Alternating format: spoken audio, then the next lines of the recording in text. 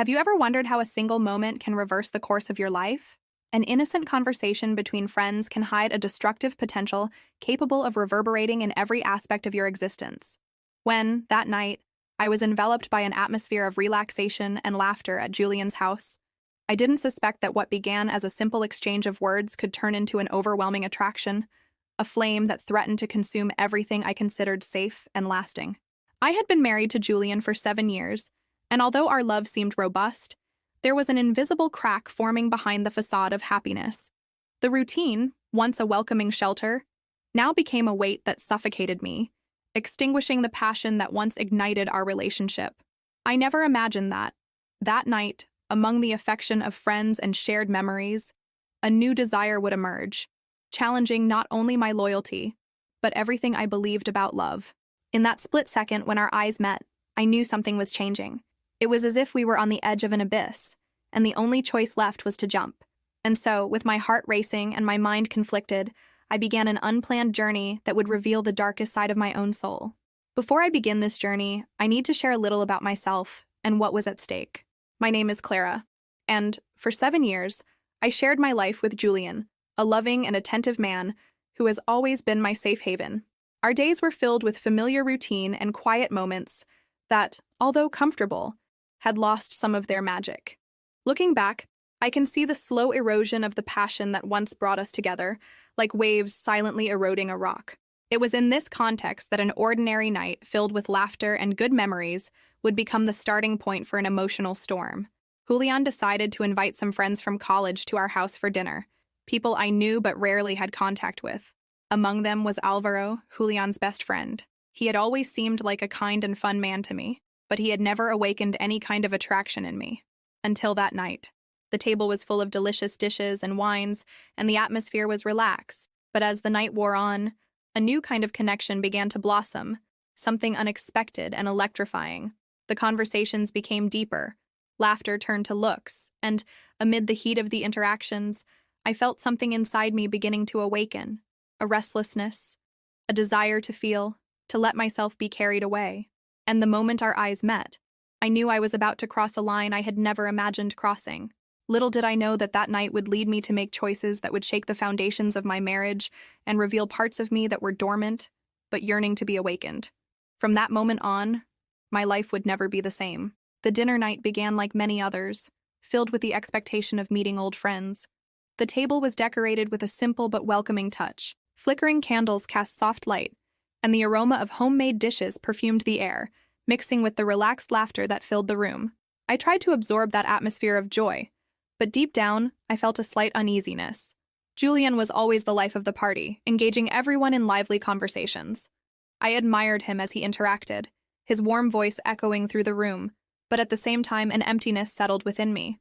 Alvaro's attentive and interested look, on the other hand, began to catch my attention in an unexpected way.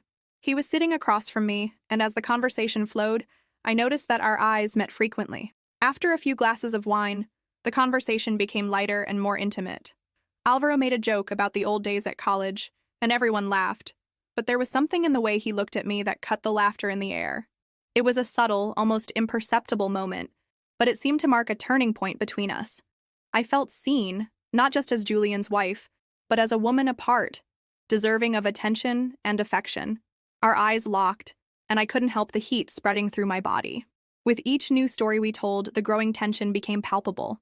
We had shared smiles and laughs, but there was also this electricity in the air, something that made every word an invitation into the unknown. I knew I should hold back.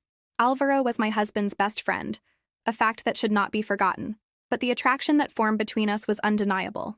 As the night began to wind down, Julian noticed that the other guests were leaving, and his attention turned to setting the table. I took the opportunity to step away for a bit and take some time to breathe. The room, lit only by candles, felt like a refuge, a sacred space interrupted by a strange sense of excitement and fear. After the guests said goodbye, Alvaro and I continued talking in the living room in an effort to prolong that moment. Julian was busy, and the atmosphere between us changed from an unassuming lightness to a deeper intimacy. He said something about how relationships change over time, and his voice, soft and warm, made me feel like he was speaking directly to me. The conversation took an unexpected turn. I was overcome by an impulse to share the feelings that tormented me. I talked about the routine that had surrounded my marriage, how the passion had faded over the years, and the way I found myself searching for something more, even if I didn't know what that more was. Alvaro listened attentively, his blue eyes reflecting understanding and empathy. As I spoke, I realized that what had once been a mere friendship had become an intimate dialogue, and the connection that existed between us seemed, after all, deeper than I could have imagined. When he spoke, his voice was a whisper that resonated inside me. Sometimes people get lost in what was. Sometimes we need someone to show us who we really are. What should have been a declaration of friendship was charged with something more, and my heartbeat quickened. At that moment, reality seemed to distort around us. I knew I was about to cross a line. After we exchanged those emotionally charged confidences, silence enveloped the room. I could feel the tension between us growing, as if the air was electrified. It was as if the world had disappeared, and only the two of us existed at that moment. The soft candlelight danced, making shadows on the walls, reflecting the whirlwind of feelings inside me. Alvaro, with his gaze fixed on me, began to approach me subtly. His once friendly smile now carried a new intensity, as if he were pondering what to say next. The beat of my heart echoed in the silence, and in that second, a decision hung in the air. "Clara," he began hesitantly, almost whispering, "it's hard to see someone so incredible let her essence fade between routines and obligations. You deserve more than that." His words sank deep into my being, and something inside me shattered and reconfigured at the same time. It was the naked truth that I had already been trying to ignore. That tone of voice was filled with an emotional appeal, and I could no longer look away from his eyes. A part of me wanted to retreat, to remember my commitment to Julian, but the other part, more daring and vicious, was eager for a new beginning, a rebirth that lay before me. At that moment, the line between right and wrong was becoming increasingly blurred. Without thinking, I leaned toward him, and the outside world faded away. The moment stretched on, an echo of possibilities, and before I could fully process it, Alvaro did what no one expected. He approached and delicately held my face with both hands. My body reacted instantly, and my heart raced. It was a gesture of tenderness and desire, and a little gasp escaped my lips when he called me. "I shouldn't be doing this," he admitted, his gaze sincere but charged with urgency. "But I need you to know that it's impossible not to see what an incredible woman you are. I can't ignore the connection we're creating." There, in that tense moment, we realized that we had crossed an invisible line. The magnetism between us was palpable, and the attraction was undeniable. But despite the freedom that moment seemed to offer, a grim warning echoed in my mind. I was about to betray the trust of Julian, the man I still loved, even though the flame of passion was fading.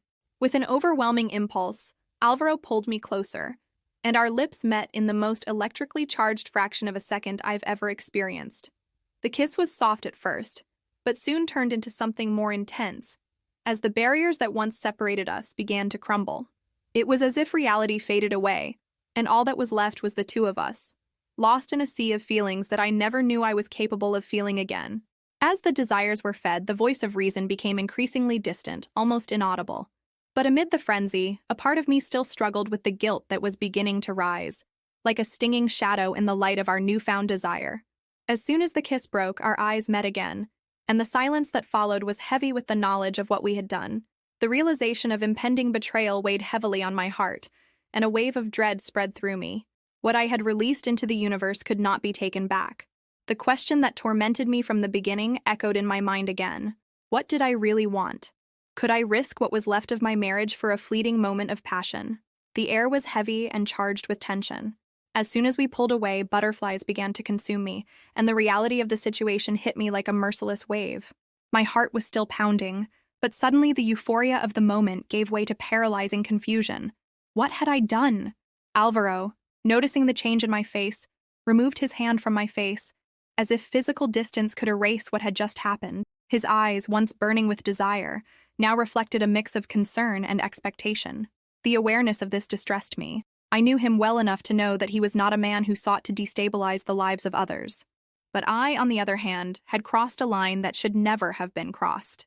"Clara, he began, but the words seemed to fail to come out. The expression on his face was sincere, but we were on shaky ground. I could feel the pressure of a secret brewing between us, and the reality of what I had done began to weigh on my heart. "No, Alvaro," I said, shaking my head firmly and trying to dismiss the emotion that was bubbling up inside me. What happened was a mistake. I can't do this with you, with Julian. The words came out of me like a wilting of pain. The internal struggle between myself and guilt grew every second. I understand, Clara, he replied, his tone soft but firm, and I don't want you to feel pressured or guilty. This wasn't just something that happened, it was something I wished for. But you need to know that this isn't just a moment in your life. I see something more between us. At that moment, desire mixed with pain. What he said echoed in my mind, like a promise and a warning at the same time. I wanted to believe in his sincerity, but the voice of reason beat incessantly. What did this mean for me? For Julian?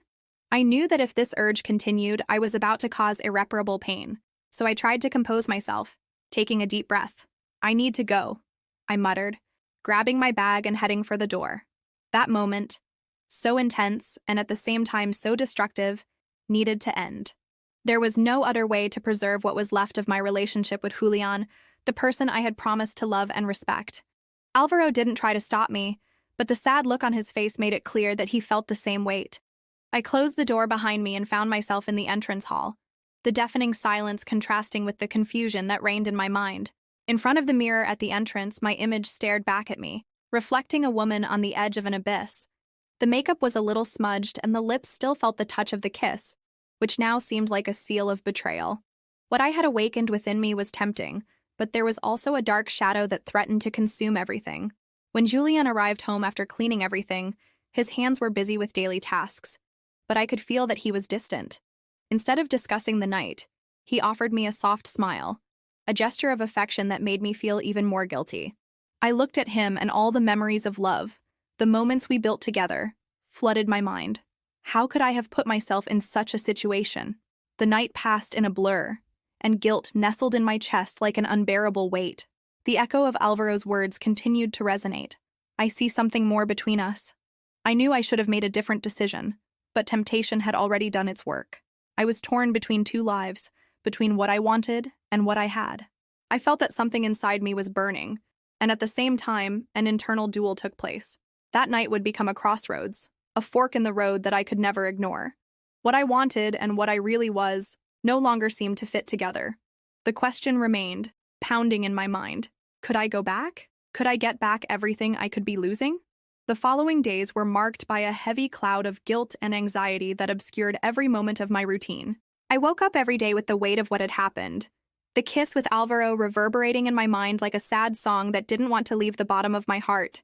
Every look I exchanged with Julian was a painful reminder of the betrayal that had crept into our lives, and every smile he offered me felt like an even deeper blow. He seemed oblivious to the turmoil unfolding inside me. The routine continued, and Julian dedicated himself to his first commitments of the day. But the atmosphere between us, although calm, was filled with a tension that I didn't know how to dissipate. The conversations became more and more common, as if nothing had changed, but the shadow of our emotional space had become a dark cave where only I lived, struggling to find a way back to the light. One day, while preparing dinner, I was surprised by a message from Alvaro. A mix of anxiety and excitement invaded me when I saw his name on the screen. He simply asked how I was, but the question weighed like a time bomb about to explode. Saying he was fine seemed like a cruel lie, but at the same time, ignoring him would be acknowledging that there was something deeper and more complicated between us. I decided to respond, even if hesitantly. Hi, Alvaro. I'm trying to deal with everything. As soon as I sent the message, a wave of goosebumps ran through my body. It felt almost dangerous to open the door to that communication again, but I couldn't help it. His response came quickly. I understand. If you need to talk, I'm here. With a knot in my stomach, I was tempted to accept the offer, even though I knew it was a slippery slope. Engaging with Alvaro again could mean not only reliving the emotions of that night, but also unearthing the conversations that led up to it. However, the desire to escape the feeling of loneliness and guilt pushed me towards it. One afternoon, after a particularly difficult day, I decided to meet Alvaro in a discreet cafe in the city. The idea of being alone with him made me nervous, but at the same time there was a burning expectation that lit something inside me. I wanted him close, but I also feared the consequences of that again. When I arrived at the cafe, Alvaro was already there, waiting. He stood up when he saw me enter, and the expression on his face was a mixture of welcome and a hint of anxiety.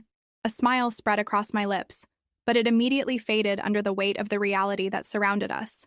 "Hi, Clara," he said, his voice soft and comforting. "I'm glad you came." The way he pronounces my name made me feel once again the connection I couldn't get out of my head. It wasn't just a friend comforting a friend. There was a familiarity, a tension that pulsed between us. We sat, the words initially difficult to flow, but as the conversation unfolded, everyday stories began to mix with memories of that night. Alvaro began to touch on topics that, in a certain way, we wanted to avoid, but which hung over us like a threatening cloud. We talk about the value of choices, what it means to be true to yourself, and how we are often led down paths we didn't plan.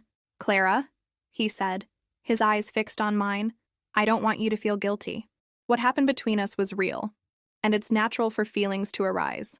What we can't ignore is what it means for you. You need to ask yourself what you really want." His words resonated in my mind like a poignant echo. What did I really want? It was as if there was a battle going on inside me, between what I considered to be the life I had chosen and this new possibility that Alvaro represented. The sincerity in his eyes made me feel vulnerable, and at the same time, more alive than ever. At that moment, I understood that I was at a crossroads. A part of me wanted to run away, go back to the safety of my marriage and forget what happened. But another part was thirsty to explore. I needed to decide. Could I really give up a life I built with Julian for a newly awakened desire? And more importantly, would it be fair to do so? The weight of that choice evoked an overwhelming feeling.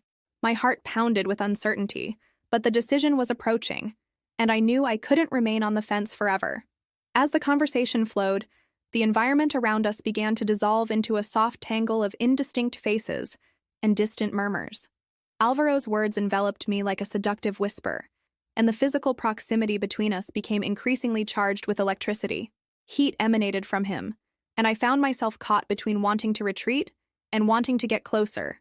"Have you thought about the possibilities, Clara?" His question reverberated in my mind, and in the blink of an eye, all my senses were heightened. The gentle touch of his hand on the table, the way his gaze held mine, and the intensity of his voice had me mesmerized. The memory of the kiss we shared on that fateful night now seemed to manifest itself like a dancing shadow between us. "It's easy to let your thoughts wander when life seems monotonous," he continued, his voice low and melodic. "But what if there's something more? Something that makes your heart race and your skin crawl with anticipation?" The mention of desire made him look at me, his eyes shining with a mixture of teasing and longing. I felt like the cafe around us had become the setting for something bigger, almost like we were in a romantic movie. Every word exchanged was a tempting invitation, and the tension that was beginning to build between us could not be ignored. It was a dangerous game, and I didn't know how far I was willing to play. In a moment of boldness, I let my hands approach his, fingertips brushing gently, as if testing the temperature of the moment. The connection was immediate, and our eyes met, full of unspoken promises. "Alvaro," I began, but my voice failed me, overwhelmed by the intensity of the moment.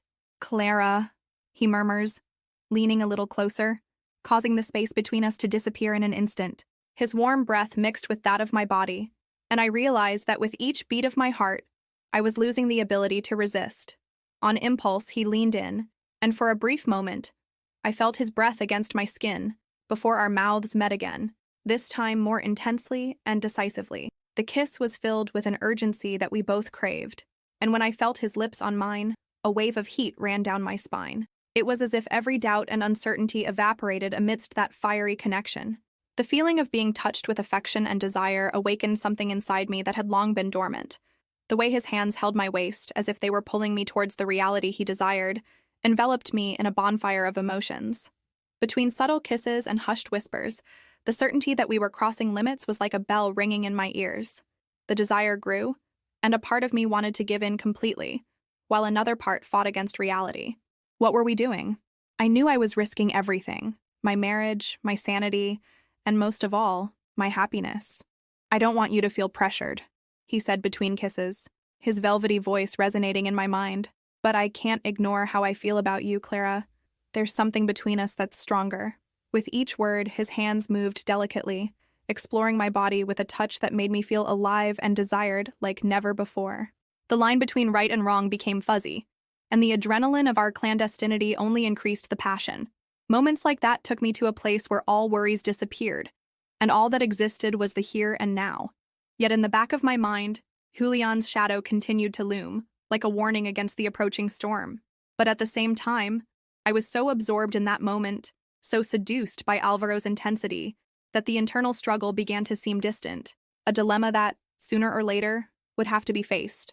I had to decide, to continue there, lost in that sea of sensations with Alvaro, or to retreat and look for the way back to the stability that Julian offered me. The doors of a new world opened before me, but a part of me wondered if this new reality was worth the price I was about to pay. "We need to talk about this," I whispered, breaking the kiss, even though I wanted to give myself to him completely. But reality needed to be confronted. The consequences of our actions were fast approaching, and as the night wore on and the flames of desire flared, I knew time was running out. Still panting after that fiery kiss, the air felt thick around us. The need to make a decision permeated everything. "Alvaro," I said, trying to find the words, but he interrupted me, holding my hand firmly. "Clara, we can't go on like this, without knowing what we really want." His eyes searched mine, and there was a sincerity that mixed with a certain urgency in his voice. "This connection, it's real. And if you have feelings for me, we need to find out what that means." Hearing this, a chill ran through my body. The truth was that I felt something deep, but every fiber of my being cried out for the memory of Julian, of the man I knew so well. What did life next to him represent? A comforting protection, or a path of emotional solitude? I could barely make out. The moment intensified, almost palpable.